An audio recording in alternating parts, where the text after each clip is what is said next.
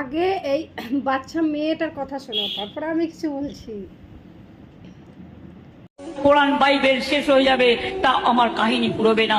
মমতা দিতে ক্ষমতা পেয়ে কোরআন মাজিদকে করলো অপমান। আপনার দেওয়া ভাতাগুলো পায়ের তলায় রাখেন মুসলমান। মুসলিমরা কোরআনকে ভালোবেসে আগলে রাখে বুকে। আপনি মরার 1 মাস পর কি আপনার নামও নিবে না মুখে। আপনার উন্নয়ন আঁচলে বেঁধে রাখেন ও হে চোর ডাকাতের রানী। কোরআন মাজিদ শেষ হবে না, এটা আমাদের হেদায়েতের বাণী।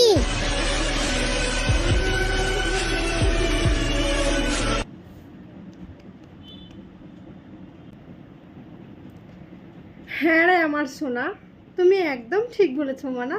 তার জন্য তোমাকে একটা পাপ্পি, ঠিক আছে?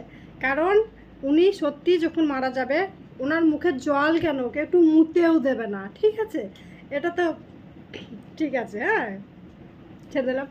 উনি যখন মারা যাবে, কেউ নিয়ে যাবার মতো লোকও পাবে কিনা সন্দেহ আছে, ঠিক আছে? কারণ ও এত চুরি করেছে, এত মিথ্যা কথা বলেছে, এত মানুষের জীবন নিয়ে খেলা করেছে যে শালা ও কোনোদিন কোনো জায়গায় ঠাঁই পাবে না। মুখে জল তো দূরের কথা, মুতবেও না।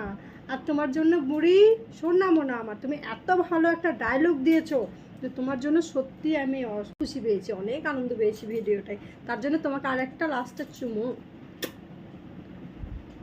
সোনামা, তুমি এভাবে এগিয়ে যাও, প্রতিবাদ করো মানুষ, ঠিক আছে? আমি জানি তুমি বড় হলে আরও অনেক কিছু করতে পারবে সোনা।